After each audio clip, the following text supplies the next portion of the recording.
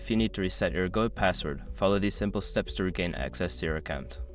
This process is straightforward and can be completed in just a few minutes. Step 1. Visit the Agoda website. Go to the Agoda homepage using your web browser. Ensure you are on the official site to avoid any security issues. Step 2. Click on Sign In. Locate the Sign In button at the top right corner of the homepage. Click on it to proceed to the login page where you can find the password reset option. Step 3. Select Forgot Password. On the login page, look for the Forgot Password link. Click on this link to initiate the password reset process.